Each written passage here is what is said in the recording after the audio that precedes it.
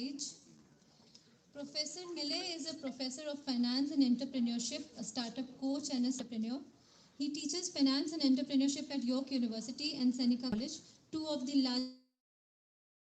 He has been involved with startups for a long time and has founded 3 successful startup accelerators. Sir has worked with 400 startups. Many startups raised more than $400 million in funding.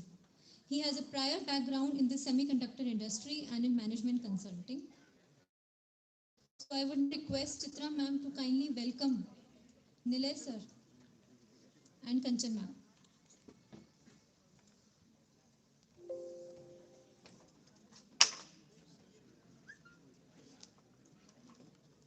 We would request everybody to give a round of applause.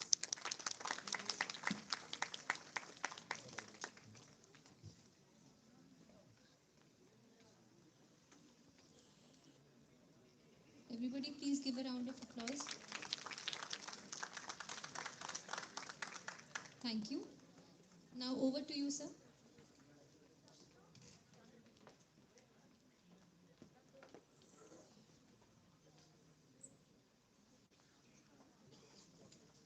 All right.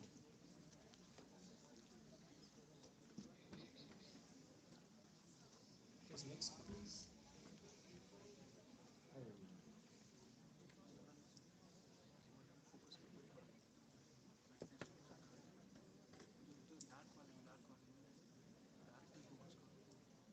All right. Thank you, everyone, and for joining in. And hope you all had a good, sumptuous lunch. Thank you to the Lloyd Institute for organizing this amazing event. And thank you to Vanda ma'am, Chitra ma'am, and everyone who's been involved in organizing this event. And personally inviting me for this, for this session and for this conference.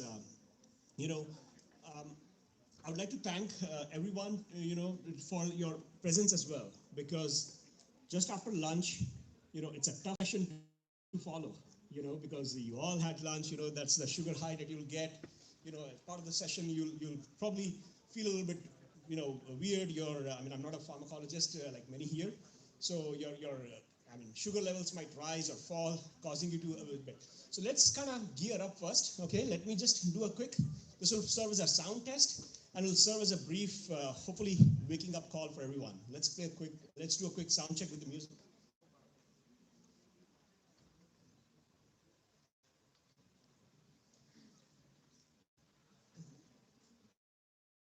Next.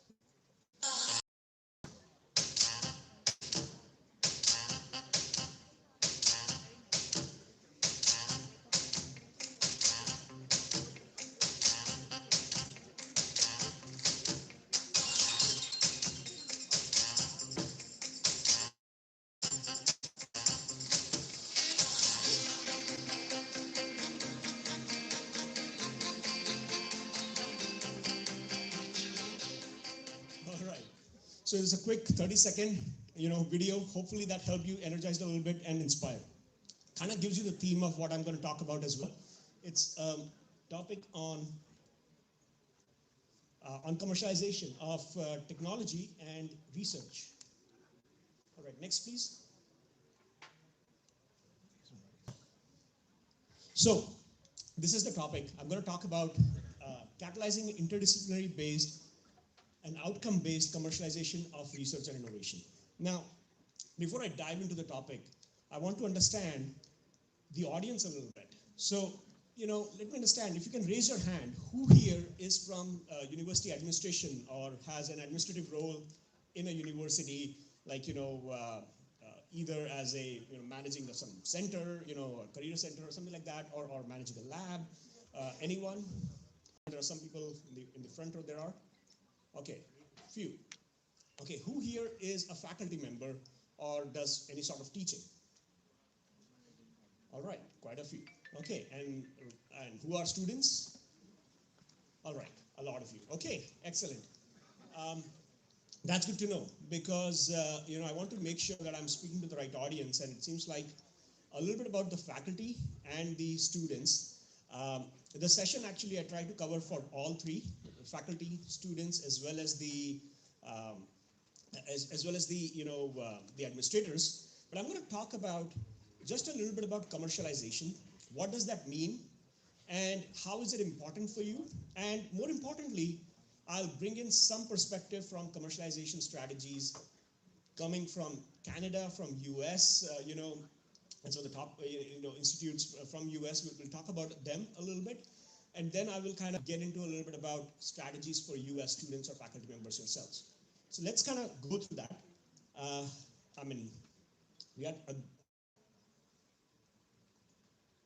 We had a great introduction, so I don't need this. Okay. Next, please. Next.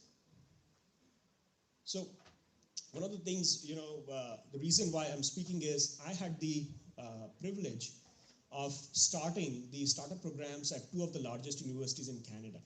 So I started the Creative Destruction Lab at University of Toronto's Rockman School of Business, as well as the York University's Innovation York programs. And both were tied with their tech transfer commercialization office. And I had an opportunity, a lot of the 400 startups that I worked with, almost I would say half of them or more than half of them came from researchers themselves. Researchers could be faculty members, students, a lot of them even undergrad students, and a lot of them PhD students as well, and everything in between. So that's why I'm kind of I'm sharing some of my experiences with that. Now to start off, we just had lunch. Let's do some story time. Okay, I'm going to take you back to 1997. Next, please.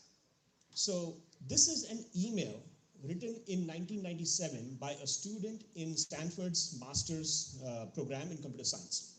This student, to give you a bit of a context, he is a student in computer science. He's a master's student. He's doing his MS in computer science. And he has developed a piece of technology which he is looking to partner with and sell to a company called Excite, to an industry. Now this is 1997, okay, the start of the dot-com boom, and this email is actually part of a communication between the student and the company where he's negotiating the deal. Now I won't go through the entire email, but just focus on some of the the red marked positions here. He starts off by identifying the costs incurred at Stanford, and the costs are 1.3 years. The first thing that he points out is 1.3 years of his labor, valued at $130,000. So he values his time at $100,000 per year. That's his salary. At the peak of dot-com boom, that was the salary that a typical Stanford master's grad would achieve. And that's one of the biggest aspects of the cost, which he roughly calculates to around $500,000. It includes faculty consulting, one programmer, some other fees as well. Next, please. Then he goes on and he continues to identify the benefits that Excite will receive once the technology is acquired by them. And there are some rough calculations, there are some question marks here, but he calculates that to be around $7 million in the first year. So if Excite acquires this piece of technology, they would gain $7 million in the first year. Next. Then he continues on. He says, what are the losses that Excite will have if the technology is acquired by a competitor instead? And he identifies that, and again, there are a bunch of question marks here. He identifies that to be around $2.3 million. Okay, so if Excite acquires, it's worth $7 million to them. If they don't, it's going to get a loss for $2.3 million. Now, if you add both of them, that's around $10 million, overall benefit or loss analysis. Next, please. And then he continues. He continues with the proposal, and the proposal says that, I would work full-time for Excite for a period of 1 year or 7 months so that he can go back to school and continue with his master's. And then he will continue consulting 1 day a week until the implementation, and he wants a bonus. Next, please. Then he goes on and talks about the possible compensation options. Cash, being paid in stock. Third is the preferred option for salaries. Now, as a student who's graduating soon, that's reasonable to understand. Most students, most of you here, would want a salary job after you graduate. And that's what he prefers. So he prefers to give his technology in return for a salary for about $100,000 that he identified earlier. But then there's a fourth option that says acquire a company which owns the technology. And this is some Vinod's thought, okay? Then he goes on to have a conclusion statement where he says that, I will only agree to this kind of, arrangement or commitment if there's significant compensation behind it, and then at the end, I would like to get this contract done quickly. Please let me know what you think. And that's where he ends. Attached with this, next please, is an agreement. This is the agreement between Stanford, the student, and Excite. Now, this agreement was never signed. And you might be wondering, then why am I discussing that? Because this was an agreement between, next please, Larry Page and Excite. Next please. Larry was actually the founder of Google. And the technology that he was giving up became the basis of what we know today as Google or Alphabet company if you're trading in Alphabet stock. Google is valued at $2 trillion today. Sure, it has been 24 years since that time, but this technology he was selling for $100,000 salary, and he was preferring that option over bringing into a company. Now the Vinod's thought, the comment that you saw about Vinod was actually the legendary investor Vinod Khosla. He's an IIT Delhi graduate, and he is one of the most prolific investors in the Silicon Valley. He was the founder of Sun Microsystems. In around 1980s, he started that company, Sun, and he's one of the most influential investors right now. And even at that time, he was a mentor to the startups and faculty members and all the innovators at Stanford.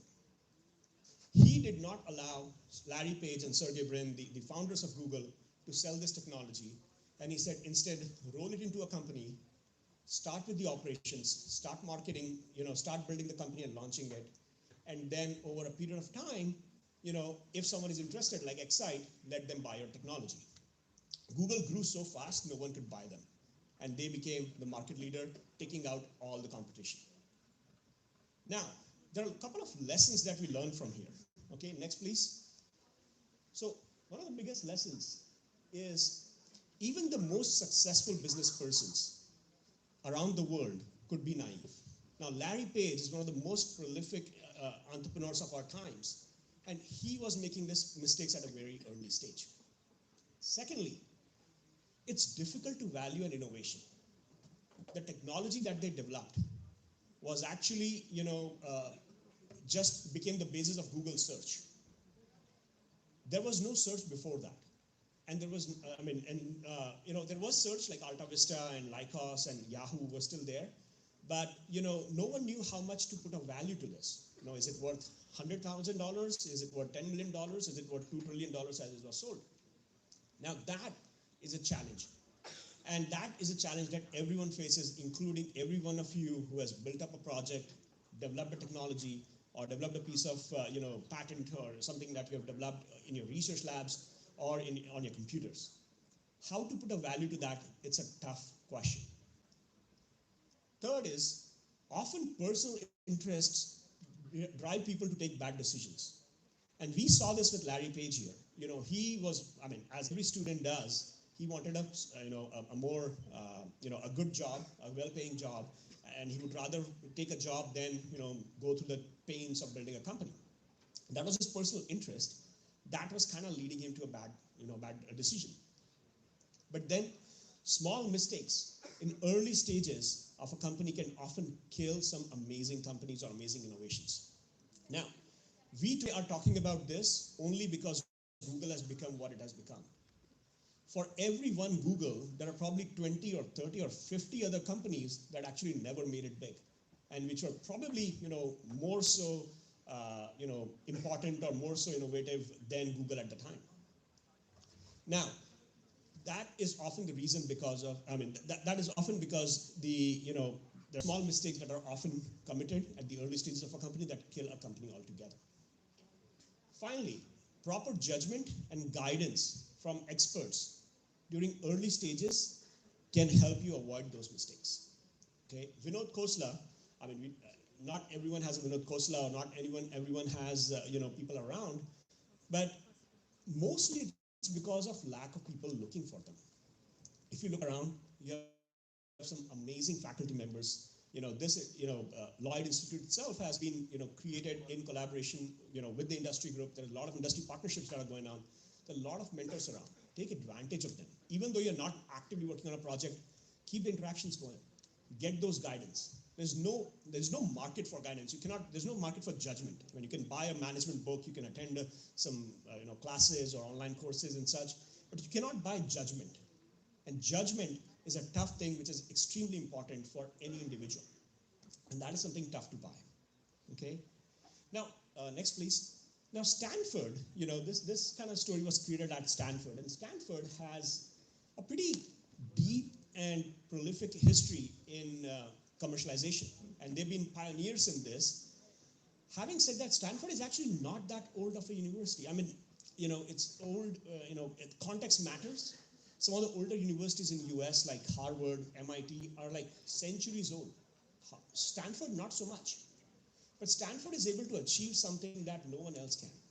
And we were, when designing the programs and the structure for both at University of Toronto and York, we looked at the gamut of different approaches that tech transfer offices and commercialization offices across the world have taken.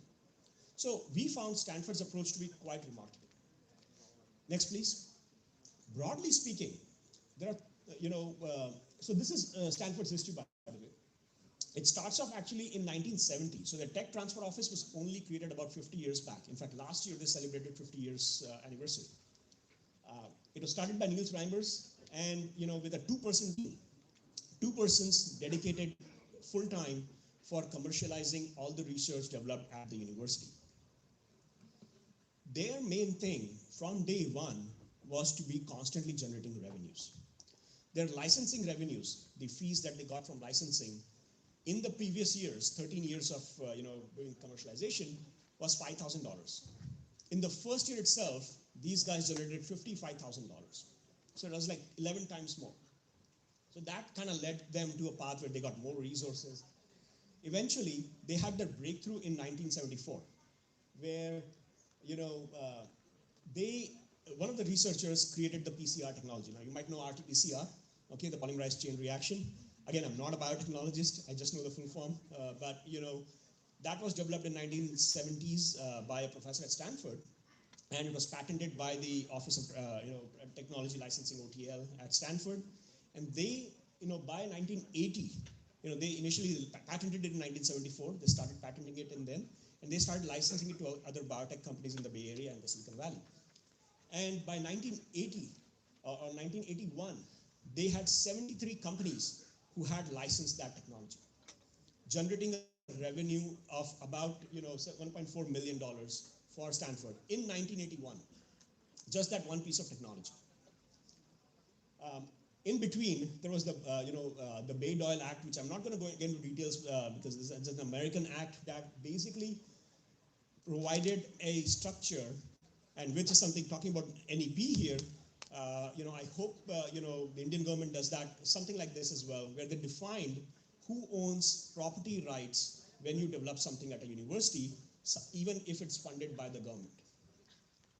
In the Bayh-Dole Act, they said that the inventors, any technology that you generate automatically is owned by the university, because the university's infrastructure and their funding is used for creating of those. Having said that, the inventors get a percentage share, which is negotiated on a case-by-case basis.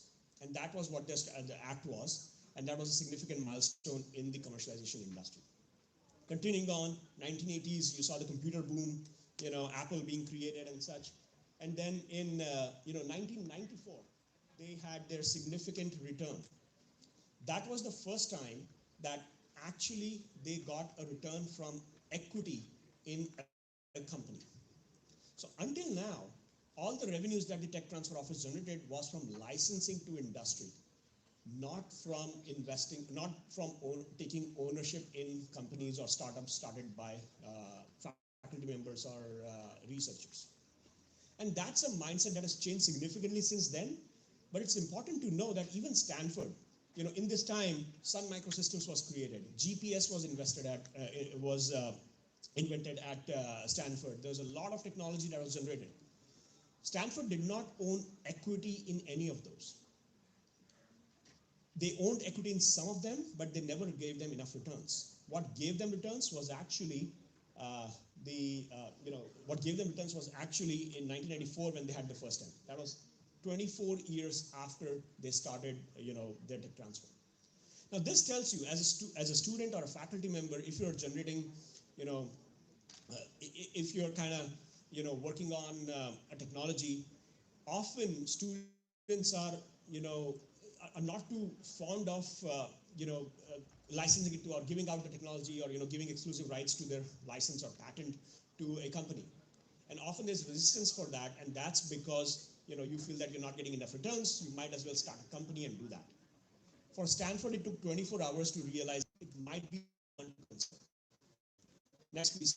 Now, that was, go into details, but 500 is the number of technologies that had more than 100,000 in revenues, and 103 technologies generated more than $1 million in revenues.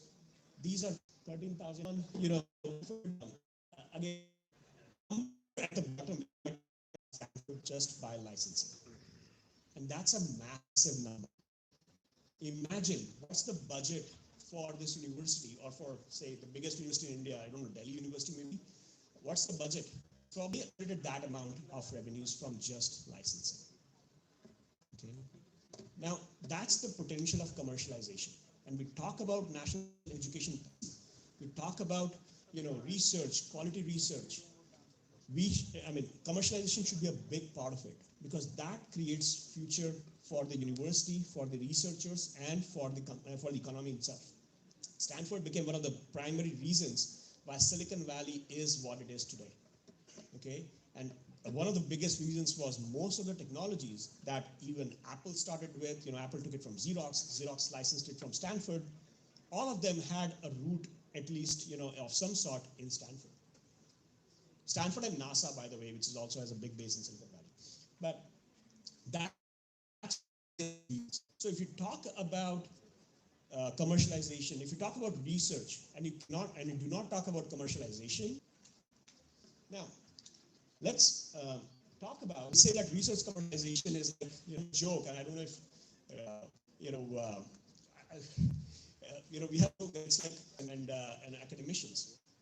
It's, it's something that a lot of people talk about, and there are different approaches that have been tried on that. This is people managing the technology, talking to industry. The campus placement officer who's doing placements and connecting with industry, they are loaded with research partnerships as well. Now that is an approach that has worked in some cases, but not so much. Second is legal and accounting approach. This approach thinks that getting patents is one of the biggest achievements. And if you get a patent, they just report number of patents and that's it. We have, we see this across the world. The number of patents becomes a big thing, and most of these organizations who take the legal approach, what they will do is they'll staff their tech transfer office with lawyers who will be good at filing patents and getting patents, and that's what they do. So you have a whole bunch of patents, and you spend a lot of money getting those patents, but you do not make any money out of it. These were the two very common approaches across the world until 1970. What Stanford did, and why I refer to them, was they took the third approach, which is where they prioritized marketing of these inventions over everything else. What they did was they hired experts from industry or people who had experience in industry or had some experience in technology and had some business acumen to actually take this research, find the matches in the industry, and then sell to them. Now, that was kind of a different approach, and Niels Raymer, who started this, came from an industry background, and he brought that with him. And that has now been followed by a lot of organizations around the world, but it has been proven to be extremely successful. Try to market your research now. Okay. Now, if you have any technology, again, we'll refer to this again, but do not wait for the next patent or getting it to be really good. just try to get it to the market as soon as possible. Marketing is the best approach among all the different commercialization approaches used. Research has shown that. Next, please. Now, if you are an administrator, you might be thinking, how do I set up a commercialization office? And for this, I would like to use the case study of University of Toronto. This is where I worked and worked quite diligently with the tech transfer office there. This is where we looked at the history, and these are publicly available. Next, please. At University of Toronto, what we have is we had if you look at the history, there were 3 different models that we used, and it kind of evolved over time. The first was the patent catalog. Started in 1980s, kind of became obsolete around 1990s. They started, generating, a lot of patents. They focused on just generating patents and, trying to license them. The focus was solely on licensing, and university dealt with this. The default ownership shifted to the inventor. They said, okay, the inventor is now responsible. They own the ownership. They are responsible for licensing it as well. The university just as a facilitator. Now, in this case, they had success, but soon a lot of focus came upon short-term commercialization projects. Because if the inventor is doing that, they would just do an industry project and that's it, and be done with. And no significant long-term gains like the likes of what Stanford generated, or even U of T, which kind of one of the biggest inventions for the insulin. They were the one who, in University of Toronto was where insulin was discovered. None of those successes could be repeated. Then they switched in 2000 to a hybrid model where they adopted a startup incubator model, where in 2000 and 2001 they started with the Innovation Foundation, which then translated into an organization called Mars in Toronto, where the default ownership was shared, the responsibility was shared, and university acted more as a service provider. And the faculty member or the researcher had the liberty whether to go with a licensing partner from the university, find it on their own, create it as a startup. And as soon as that happened, University of Toronto's research returns went from like almost minimalistic to somewhere close to around in 2019 it was close to around around $600-700 million a year. That was the amount of revenue that they were generating from their licensing fees. And that proved to be quite a bit of success. Next, please. Now, if you were to thinking, okay, as a researcher, as a faculty member, what are some of the key ingredients? How do I make my research more commercializable, and how do I actually make it more available to industry, or how do I get it across to the industry? Next, please. So these are some key ingredients. First, concentrate on and try to hire people to market the innovations. Again, marketing is supreme importance, okay? I'm a business professor, so, I might have a bias there, but it has been proven, if you don't sell it, no one is going to use it, okay? Even a kid, a 3-year-old kid or a 2-year-old kid had to cry for his mom to realize that, he needs food. So you have to communicate to the world that you need something, or you have something that you want to give, or you want something in return, okay? There's no harm in asking, there's no harm in selling, okay? You need to remove the stigma. There are a lot of people who have stigma around selling. You should need to remove that. The second is, for administrators mainly, give authority to the people who are licensing. From University of Toronto's model, we saw that. As soon as you had the shared model, you had a success. Because you transferred ownership to the people willing to take it. And as soon as you did that, there was some amazing success to that. The third was, try to outsource the low-value tasks like patenting and and accounting. Okay, there are a lot of lawyers, very able lawyers and very good lawyers. Don't try to do it yourselves. Definitely, as an institution, don't try to hire lawyers, because you can hire a lawyer who's good at, say, biotech patenting. Okay, but what if tomorrow electrical engineer develops something in the semiconductor space? What would you do? That lawyer is not. So it's better to outsource. Hire a team of lawyers and get the work done by them. And finally, align the incentives. And this is the most important thing. any player, whether it's university, it's the faculty member, the industry partner, or say, the government regulators, you want to make sure everyone has their incentives aligned and everyone gets what they are looking for. Because as soon as as soon as there's a conflict of interest, okay, the thing dies. Next, please. So, we talk about, commercialization. We talk about, in the context of the national education policy that's being developed, okay? But why are we talking it right now? Commercialization Stanford has been doing for 1970s, MIT, they've been doing for a long time. And the reason is because we live in very interesting times. Next, please. I'm going to play a video right now. It's a 4-minute video, okay? We created this video in 2017, so it's almost 4 years old now. But it's far more relevant today than it was before. In fact, I've used it more in the past year. I've used more in the past year than I've used ever. Now, it's a quick video. It's a fast video, so pay attention. Next, please. Can you play the video?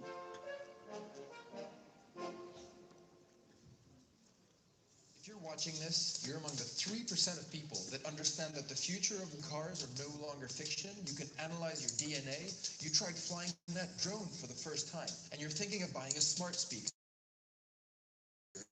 So much easier. It's not 30. Artificial intelligence, robotics, machine learning, mass 3D print, biotechnology, chatbots, virtual reality, deep learning, drones, augmented reality, smart objects will all be deeply enrooted in our everyday lives. Just like computers, phones, or electricity are for us today. Oh, is this really going to happen? And if it does, you'll adapt when the time comes, right? Good. You love your job. You've been working for this established company for a few years. You're comfortable in your opinion. You know what you're good at. People like you, and that last presentation you gave got you some amazing reactions. You're safe with your company. In the meantime, you see an article or two speculating on the future of jobs. McKinsey published a report stating that 45% of all current tasks could be automated with present technology. The World Economic Forum estimates that 33% of jobs in 2020 don't even exist yet. But what to know, right? You've got time. Oh look, the supermarket just introduced self-cashier machine. You're at the airport checking in luggage. What the heck happened to all the real people at the check-in desk? Gone. Replaced by machines. But it's only the low-skilled jobs, right? No, think again. In 2012, there were 150,000 humans working on Wall Street. 3 years later, automation has cut that number down to 100,000. That's 1/3 gone. But it's only the mathematical and scientific jobs, right? No, think again.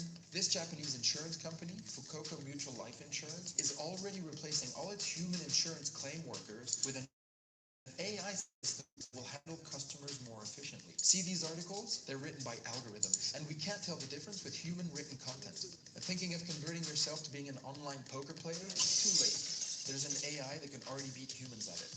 Most journalists, tax consultants, marketeers, technicians, knowledge workers, lawyers, even the person editing this video right now will to some extent have been impacted or automated by technology in a couple of years. And what have you been doing? Probably watching Netflix. And the problem is, the machines don't wait. And the machines, they don't watch Netflix. So what are the forces at play here? Basically, there's 10 million developers out there using increasingly simple and cheap technology to build new products and services. Some as young as 12 are already coding the future. Even that safe company you work for is increasingly under outside threat. And it's not just the Google, Amazon, Facebooks, and Apples of the world that I'm talking about. There are now tens of thousands of startups out there eating away at all sorts of jobs. Now, are they creating many jobs in the process? Let's look at some stats. Travel a bunch of years back to when Kodak ruled the world of photography. They were worth $38 billion and employed 140,000 people. That's approximately $270,000 per employee. Our people work with pride to make Kodak a creative and innovative company. Fast forward to recent times, YouTube sold for $1.65 billion with a mere 65 employees. That's $25 million per employee. Instagram, which had 13 employees and was sold for $1 billion. That's $77 million per employee. WhatsApp sold for $19 billion with 55 employees. That's a staggering $345 million per employee. So how is this all possible? Technology has allowed the emergence of what we call exponential organizations. These are exponentially fast-growing companies that leverage technology and require less employees but more tech-savvy ones. You will find that we are technology optimists. We believe that technology is a major driver of change in the world. And as software continues to eat up the world, more companies are trying to replicate these exponential companies, hire less people but grow exponentially through technology. As this happens, job roles are slowly disappearing and being replaced by skill sets. Employers require you to know an ever-growing number of new and ever-changing fundamental skills in order to use the technologies they've implemented. Master the fundamentals and you can master jobs. Before you know it, you become irrelevant. But wait, what's this doomsday message? There's actually a way to leverage technology before it leverages you. And in fact, it's never been easier to do so. This might sound kind of corny, but it starts with the right state of mind. It starts with having a growth mindset, where you have the desire and the confidence that you can learn anything. Shift your thinking on how these technologies will rattle and mutate, but enrich your work life. Because yes, if you play your cards right, technology will make your work life and your life in general much, much better. The fact is that technology will actually remove boring, repetitive jobs from your way, but only if you understand the fundamentals. And you have no excuse not to do so. How can you stay relevant if you can't talk the lingo? How can you stay relevant if you can't execute? Can you talk tech? Can you talk APIs? Can you talk code? Can you talk data? While slow educational institutions are struggling to keep up, that's not an excuse. Train yourself. Take your education in your own hands. Learn to code. Learn about behavioral psychology, automation tools, playing with data, user experiences. Be curious. And if you're an employer, train your people. Online and offline courses have never been more readily available or rich in content. It's time to build something. Your best credential in this new era is your output of stuff. Proof of your awesomeness. A website, a blog, a prototype, a simple data model. It's time to build cool stuff and showcase it. It's time to start learning. It's time to get shit done. It's time for your growth. Now, this video generates two kinds of reactions. It either scares people or it inspires them. And I really hope it was the latter. It inspired you more than it scared you. Some of the key insights, and I won't go into too much detail because you watched it yourselves, is the world is constantly changing. The value that it talked about the value per employee, $345 million per employee. That's what corporations are looking for from you to hire you. That's what corporations are looking for when they partner with you as a faculty member. Are you able to generate that value? Okay? And if you want to, how do you? Okay? Identify your gaps, train yourselves constantly. Okay? Develop your proof of awesomeness. Now, that is a key concept. We talked about experiential education a little bit earlier. There was a talks around, education institutes providing the experience. That's where your proof of your awesomeness matters. Just having a credential, just knowing certain things is no longer, good enough. Because everyone can get in today's world is how you are able to generate the output of your work. Can you showcase that you can deliver? And that's what is important. Okay? Next, please. Now, there's certain cases that are against commercialization and for commercialization. Okay, I won't go into too much details in the interest of time, but broadly speaking, there are some people who would say, okay, I don't want to do commercialization because it either promotes conflict of interest or it puts additional burden, or the classical thinking that, okay, the research is funded by taxpayers, why should industry get advantage of that, or why should someone make money off that? Now, but against it, next please, there are also a lot more reasons for commercializing research, okay? One is the financial. Second is increasing, the need for innovations. And if you're not aligned with the industry, that's a challenge. Commercialization is often the only way that an innovation will ever get used. And finally, for your own teaching, commercialization actually helps you in dealing better with the challenges of today. And as a student, it helps you in preparing of the industry. Next, please. Now, to conclude, I would like to end with a thought experiment. And I want you all to participate, to think about it, okay? Suppose, next please, and so it's kind of a commercialization thought experiment, okay? Suppose I give you $10 or say 1,000 rupees, everyone right now. Each one of you, imagine you got 1,000 rupees. Your goal is to make as much money as possible in the next 2 hours. Okay, you have 1,000 rupees, you got 2 hours, you need to make as much money as possible. At the end, you need to give a 3-minute presentation here to the audience about what you achieved. And say the best winner will get, some job. Now, what would you do? Next, please. Most people would think about, okay, maybe I just have 2 hours, and just 1,000 rupees, $10, I can't do much with it. Maybe I could, if it's a live market, I'll invest in the stock market. I would buy Bitcoin, and maybe play the volatility. Maybe, there are a lot of academicians here. Maybe I'll sell a course online. Maybe I'll do some marketing online. Maybe, the classical thinking, I'll set up a lemonade stand. I will start selling cookies, or gamble, put it on the roulette table. Right?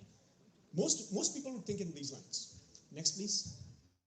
But the fact is, the winning strategy, the winning teams actually don't use that 1,000 rupees at all. What they feel is that the money is actually a distraction.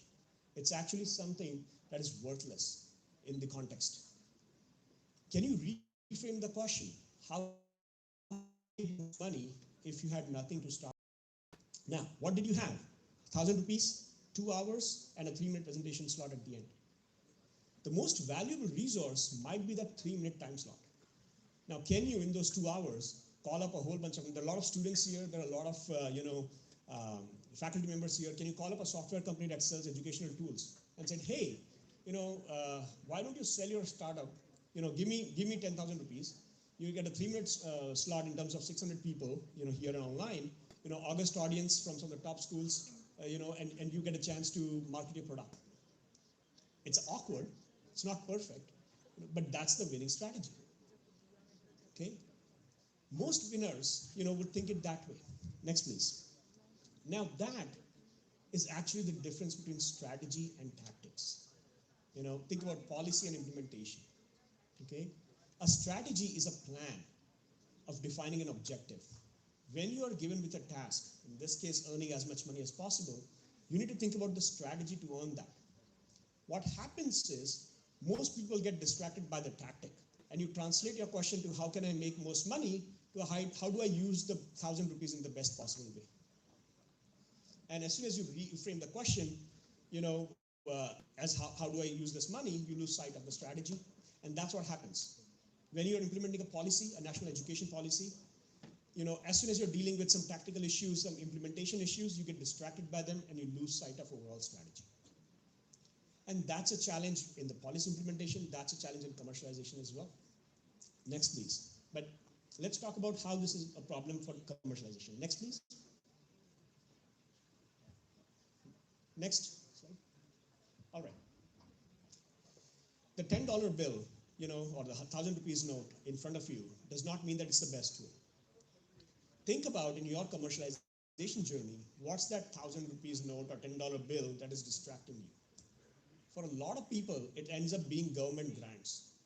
And you end up doing research so that you can get the next best grant. Not thinking about where it is applicable most, which industry will use it most, or where will it make the most impact. Can you ignore that and find your most valuable 3 minutes? Can you actually find out your biggest asset? For that, you need to look inside and thinking about how can you market your inventions the fastest. And as soon as you think about it, out of 1,000 rupees, 2 hours and 3 minutes, the best thing to sell is those 2 minutes. Next, please. So, to conclude, this is what the $10 means to you. The $10 is even school administrators. Focus on getting the best next government grant and government money. That is touted as a success, while it is far from it. The 2 hours that you have is a life of your invention. That could be patent life. That could be the time that the innovation is actually valuable before the next big thing comes. And you have to act fast.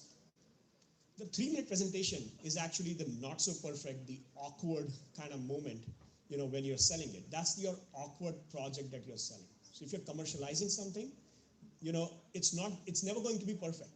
It's never going to be, the ideal match for the problem that you're trying to solve, or the ideal product, or, something that will surpass or meet all the expectations of the industry. It will never be. So there's no point in waiting until you have that perfect product.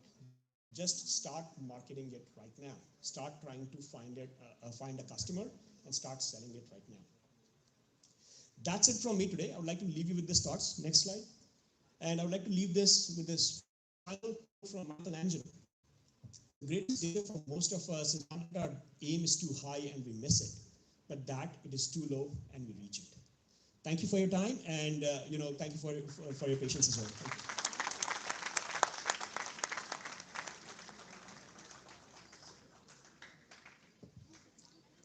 Thank you, Dr. Nile. Have a very elaborative and good presentation, wonderful presentation, and it covers up all like what hypothesis to these students, young students. I like to have 3 points. First, you have good hypothesis, and hypothesis can be brought into innovations, and innovations can be brought into commercialization. Maybe we are from any field, maybe we are from management, or maybe we are from pharma or any field. So these 3 things are very important. You should have good hypothesis, then bring into the innovations. Maybe in between you can file the patent also. And patent doesn't mean that we don't have any kind of the things with us and we are just filing the patents. It's nothing kind of that. As in the morning sessions we have learned that many teachers just they are filing the patents for their CV sakes. Not like that. Maybe in coming time, maybe in within 1 or 2 years, you will be Lloyd will be also having its own product also. What patents we are filing, they really mean to it. So patent brought into commercialization, it doesn't mean that we are just filing for just have the fun or like for that. And he has given the good presentation. In his presentation, I find that small mistakes kills your amazing innovations and of course the commercialization. And the second point was prepare judgment and guidance. You should have the proper guidance for filing the patent or filing the product, what aim you are having. And of course, these our new education policy, what will be coming in future in 2020 or so, it will go, I mean, years together, and the new innovations will be there, and the new education policies will be there. And of course, today in the era 2020, what policy we are having, we have to adopt that policy. And according to this policy, in the morning session, we always had the soft skill. But soft skill can be converted to life skill. Means in each part of the life you are learning. Today, when we were young, computer was not there, mobile was not there, but we have learned. And similarly, maybe the day will come, we'll go for automation also. So with these remarks, I'll give my suggestions so that you will have proper hypothesis, then innovation, and innovation can brought the commercialization. Thank you.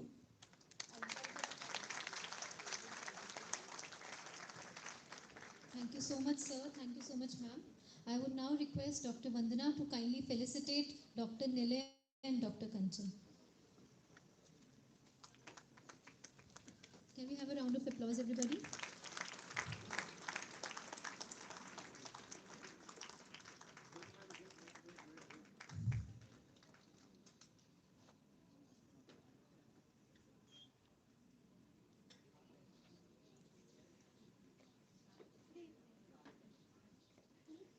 Can we have a round of applause?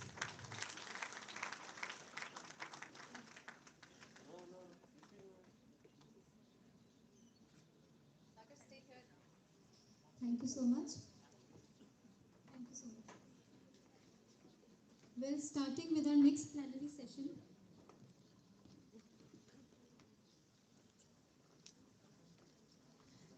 Starting with our next plenary session on challenges and opportunities in making future-ready professionals, imbibing skill, entrepreneurship, and employability in students, I would like to invite Mr. Gaurav Arora, Senior Vice President, Kotak Mahindra Bank. This session shall be chaired by Dr. Ashok Tiwari. Mr. Gaurav Arora, I would request you to please come on stage. He is an honors graduate of commerce from Delhi University, an associate member of Institute of Company Secretaries of India and Institute of Chartered Accountants of India, and a lawyer from Lloyd Law College. Presently, he is working as Senior Vice President at Kotak Mahindra Bank. He is responsible for developing new relationships for the bank in the e-commerce space. With over 9 years of experience in GMR, a leading infrastructure development company, he is a passionate trainer in India in various educational institutes and corporations. We welcome you, sir. I would request Dr. Chitra, to kindly welcome Gaurav sir and Dr. Ashok.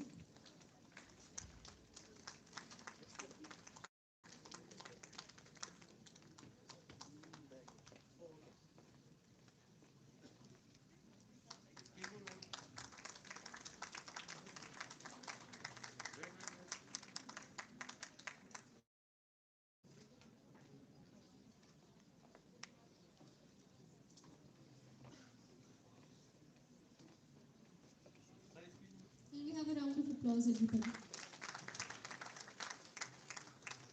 Thank you so much, and over to the session now.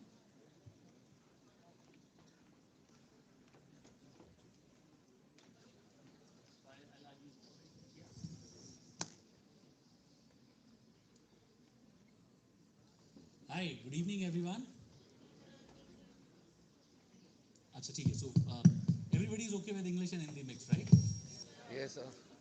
अच्छा, so I think before move on to the most important topic, I'll just ask the most relevant question, सबसे important question. Can I ask? जोर की आवाज आनी चाहिए answer में. And this question will decide कि आगे का सेशन कैसे जाएगा, ठीक है? So important question is खाना कैसा था? हाँ, most important question. So कोई बात नहीं, अगर ठीक नहीं था तो आगे कसर पूरी कर लेना. But important thing here is show some energy. अगर कोई आसपास सो गया है तो उसको जगा दो, ठीक है? Because this is the last session and I promise I'll not take 45 minutes. I'll take only half an hour or less than that. ठीक है? Thank you. We might want you to extend it. नहीं, so if you want it to be extended, I'll do that. ठीक है? लेकिन अगर ऐसा नहीं होगा तो आधे घंटे में खत्म. Done? हाँ या ना? Perfect. अच्छा, so अब ये देखो.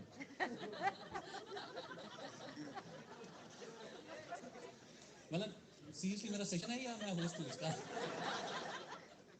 Okay, so guys, सबसे important चीज़ है, I'll keep it short and simple. एक journey, I'll show you a journey of last 20 years and आने वाले 20 साल. That's it. As a student, as a employee, as an entrepreneur, how we have gone through. आज से 20-25 साल पहले क्या होता था? जब suppose my father used to go for doing a job. He was an employee. उनकी लाइफ कहाँ थी? 2 पंच 1 लंच. सुबह गए, पंच किया, फैक्ट्री में इन, लंच किया, पंच आउट, बाहर. So at that point of time, people used to hire employees. उसके बाद क्या हुआ?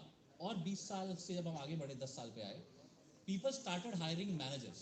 People said, absolutely all right, ये बिजनेस मेरा है, मैं इस बिजनेस को चलाने के लिए I'll give this business to someone else and move on to the next business. People started hiring managers. Correct? बिल्कुल ठीक है. अब क्या हो रहा है? अब बिजनेस किसी ने लगाया, मैनेज कोई और कर रहा है, लेकिन people want to find out someone who can lead the business, lead the growth. So what people are hiring now? हाँ, जोर की. Correct? So we are hiring leaders. So there is a journey in demand which has transformed from employee to manager to leader. Correct? अब देखते हैं industry कहाँ से कहाँ गई है. ठीक है? So इंडस्ट्री की जर्नी दिखाता हूँ. So industry started with industry 1.0. Correct? उससे पहले there was nothing mechanical. Industry 1.0 में there was some mechanical stuff which was introduced, कुछ tool use किए गए, कुछ machinery use की गई. That's how things worked out. And I'm keeping it very brief. It was late 18th century. मशीनें आनी शुरू हुई, जो लोग हाथ से काम करते थे वो अब मशीनों पर काम करने लगे. Correct? Industry 2.0 आया, electrical was introduced. So आपके electricity was introduced, faster machines were introduced. Absolutely okay. Then in third, industry 3.0, what thing came into the picture was electronics. आपके chip based systems, electronic machines, all that came into the picture. And last, which is the recent one, is called industry 4.0. What is that? जहाँ पे आपका Internet of Things, artificial intelligence, data analytics, ये सब क्या है? अब ये एक चीज है. Industry 5.0 is also introduced, which means machines and humans will coexist. So हो सकता है आपको साथ बैठ के मेरे पैनल पे एक रोबोट हो और एक मैं हूं. That is the time to come. So industry की जर्नी कहाँ है? एक बेसिक हैंड बेस्ड टूल से स्टार्ट करके they have come back to a journey जहां पे machines will coexist with the people. अब आप जो अगली जनरेशन हो, you are going to face this peculiar challenge कि आपको आर्टिफिशियल इंटेलिजेंस को बीट करना है. अब आर्टिफिशियल इंटेलिजेंस का चाम क्या है? आज से 10 साल पहले हमें खाना ऑर्डर करना होता था, हम क्या करते थे? रेस्टोरेंट के मेन्यूज, रेस्टोरेंट के नंबर, करेक्ट. आज क्या है? जोमेटो और फूड पांडा तो गया,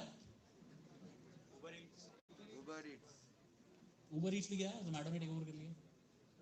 सो there were many, if you remember, food panda होता था, उबर ईट्स होता था, they were taken over by big players. What is happening is there is one person who is creating a monopoly और two person who are jointly controlling the market.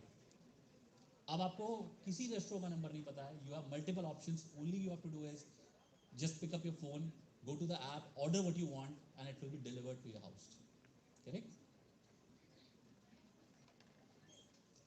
अब second scenario देखिए. Because of this, you are totally dependent on that particular phone, that particular app, that particular delivery system. And if you want to order food, you can try it. There will be a dynamic pricing concept. आप और आपके friend साथ में order करें, pricing will be different, offers will be different. उसको 40% discount मिलेगा, आपको 60% मिलेगा. क्यों? ऐसा क्यों? क्योंकि this is where artificial intelligence is coming into the play. किसको ज्यादा यूसेज करानी है, जो ज्यादा यूसेज कर रहा है उसको सस्टेन कैसे करना है. This is where you have to get your learnings in place because machines are doing it better and faster. Question is that will you be able to beat artificial intelligence? हाँ या ना? Will you be able to beat artificial intelligence, AI? नहीं? Exactly. So I'll tell you what I believe is artificial intelligence is super, but it can never take over actual intelligence. This is what you have to believe. And there'll be an upgraded version of everything in life which will be available, which you have to implement next. So question is, abhi isme, if you see the topic, it's a ready for the future, right? So are you ready for the future? That is the question. So what you are supposed to do to be ready for the future? Question answer आपको पूछने थे, मैं पूछ रहा हूँ, but it's fine. क्या करना है फ्यूचर रेडी होने के लिए? अच्छा, आपको इंटरेस्टिंग फैक्ट्स बताता हूँ, so that this will actually give you a different perspective. So a lady starts a beauty and makeup product company called Nykaa in her 50s, early 50s. On her 50th birthday, she resigns from a banking job, established banking job. She was a MD of a leading investment company, and she resigned and starts a beauty products, sale of beauty products called Nykaa. Name is Falguni Nair. Orders per day to start with were 4 orders per day. Today they are catering to 4 lakh orders per day. Company got listed and the market cap is 1 lakh crore. आपकी ITC की है 1 lakh crore market cap. So what I'm trying to say, what was the differentiator? What was the X factor? So today, if you read, you only in the education, a company like Byju's is planning to list overseas at a valuation of $48 billion. 48 billion कितना होता? चलो जो ये बताएगा उसको कुछ prize भी मिल सकता है. वरना लोग क्या? $48 billion. I have to give the prize. अच्छा, आप बच गए. हाँ जी, $48 billion कितना होता है? Use your calculators, no problem. कितने? 4,800 crores dollars. अच्छा, वो हमें अमिताभ बच्चन की कौन सी पिक्चर है? सिर्फ वो I'll इतना था, दूसरा हाथ तो आया ही नहीं. I'll still give the prize. You still give the prize? हाँ, आप अपने बच्चों को तो प्राइज दे ही देते हो. So डॉलर प्राइस 73 है. मैंने तो बोला कैलकुलेटर यूज कर लो, क्योंकि उसमें प्रॉब्लम क्या आएगी मैं बताता हूँ ना. इसको जीरो काउंट करने पड़ेंगे. तो भाई ने कहा मैं एक फिगर बताता हूँ, फिर दूसरी बताता हूँ, मल्टीप्लाई खुद कर लेंगे.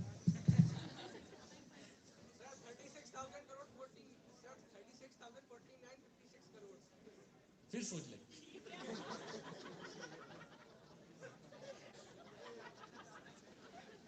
अब now time is over. You can't do any more calculation. ना अब नहीं हो पाएगा. अच्छा कोई बात नहीं. So imagine a number where you're struggling to calculate. Somebody created that company in 10 years. Look at the beauty of this. We may laugh at it, but somebody has created that company, which is listing at that valuation. What was the X factor? X factor was tech. X factor was technology reaching people in an enormous way where physical infrastructure can not ever facilitate you. That's the X factor. अब आप बोलोगे future ready कैसे होना है, उस question का answer करते हैं and then we can move on to question answer. And I am telling you this out of my experience of funding startups. सारा दिन यही काम कि स्टार्टअप्स को पैसा देना है, but believe me the ideas they are having, they all have one thing in common, which is tech, which is data analysis, which is artificial intelligence based tools. Because more you involve humans, it's going to be a costly affair. Tech is very very cheap. आपको एक और interesting बात बताता हूँ. Today, if you have employees who know tech, you get a higher valuation for your company. So this is the market scenario, and everybody is so. You know what a unicorn is? Unicorn क्या होता है? Sorry?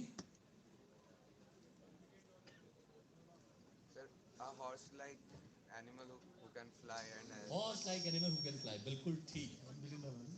अच्छा, unicorn company क्या होती है जो घोड़े पे बैठी होती है? Sir, that's it. Sorry? Awesome. So unicorn वो कंपनी होती है जिसकी वैल्यूएशन $1 billion पहुंच गई होती है. $1 billion कितने करोड़ रुपए हो गए? मैं नहीं सर, मैथ्स की क्लास नहीं है, दिस इज चीटिंग. $1 billion माने कितने रुपए? कितने? 700 crores. फिर सोचो, 7,000 crores. So if a company achieves a valuation of 7,300 crores, considering rupee rate at 73, it's called unicorn. तो यूनिकॉर्न का मतलब यह है कि आप $1 billion क्लब में एंटर कर गए. और $1 billion क्लब में एंटर करने का मतलब यह है कि आपके जो 1% शेयर की वैल्यू है, that is multiplying again and again.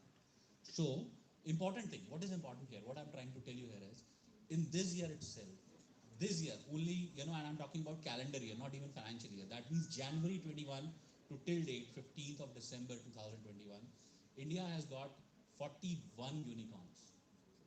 41 companies got funded, and they all actually, a lot of companies got funded, but 41 entered the unicorn club.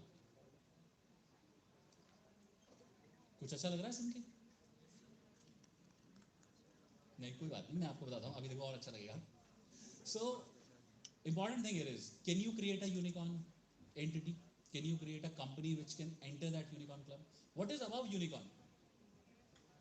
So there is something called decacorn, which is 10 times of a unicorn. That means a company which has a valuation of 75,000 crores plus.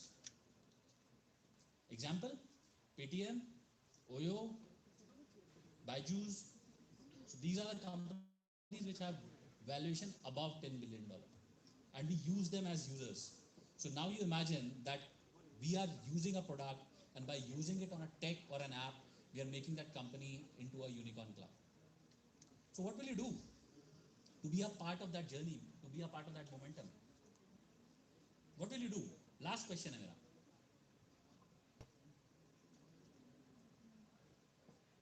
Anybody? क्या करना है? चाय पीनी? Funding करानी है. Funding करानी है? मैं चेक लिख देता हूँ madam. I can give a blank check, आप साइन कर दें. So I tell you, only one thing you have to do. Only one thing. You have to just upgrade your skills than others. That is as simple as that. क्योंकि problem क्या हो रही है मैं आपको बताता हूँ. We are getting degrees, we are not getting skill. That's the bigger problem we are facing in the market. When we go and hire, believe me, people, all of them. So when all of you pass out, you'll have what will be that differentiator, which will create an impact about you. That is something that's called skill. Are you preparing for the future by enrolling yourself to something into data analytics, or you have a course, right? You have a data lab, analytics lab. So how many of us have thought about it that along with my course I should, be prepared for the future? I would like to do that. I am planning to do that. What more important is, you are the next generation. You have to take up the punt and start upgrading your skills from right now. That is very important.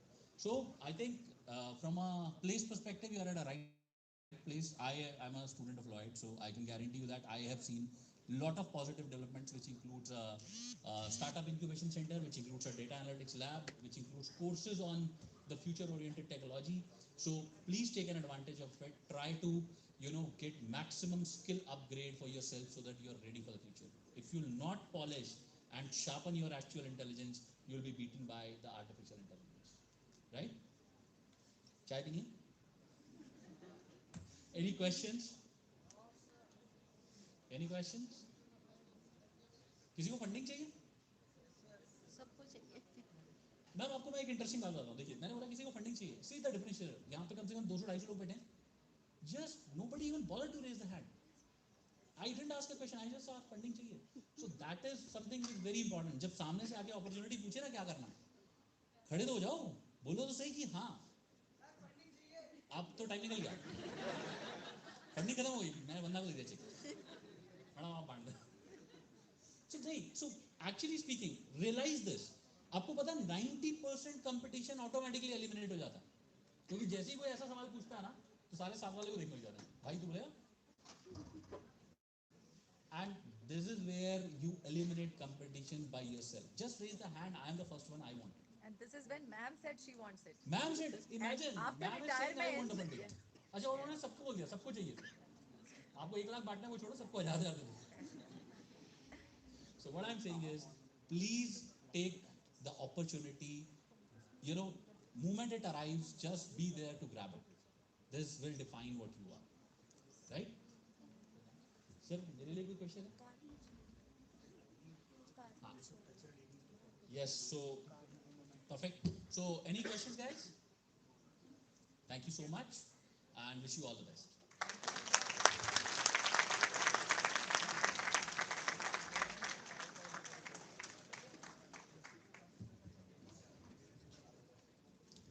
you can stay there. There's a chair.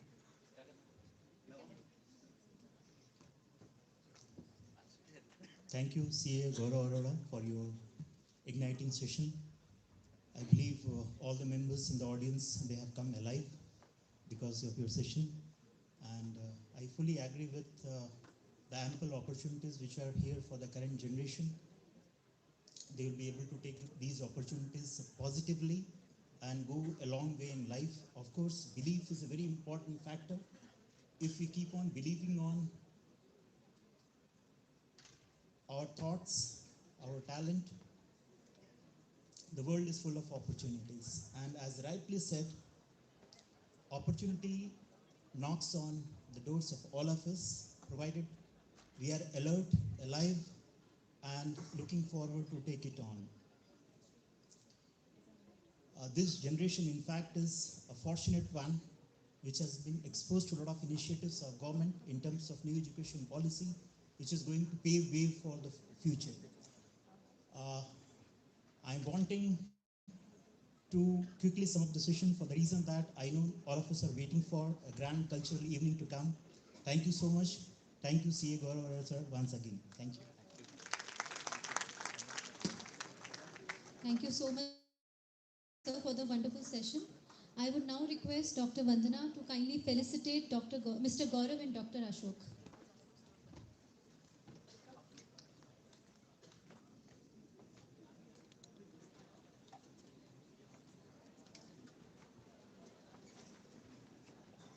Can we please give a huge round of applause, everybody?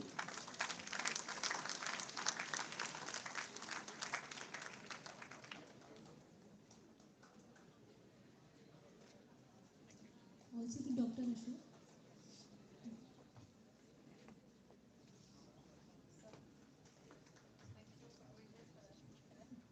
A huge round of applause, please. Thank you. Well, we also have our evaluator for online poster session, Dr. Anshul Garg, Assistant Professor, DIPSRU. I hope Dr. Anshul is here with us. Yeah. So I would request Dr. Vandana to kindly felicitate Dr. Anshul. Please give a round of applause, everybody.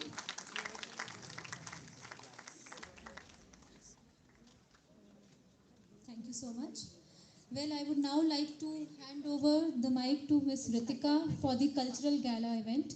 So, Ritika ma'am, please take over. Thank you so much, everybody.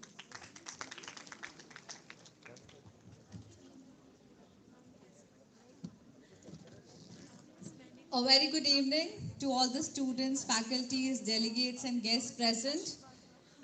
I hope you all had a very enriching experience today at the international conference on such a crucial topic of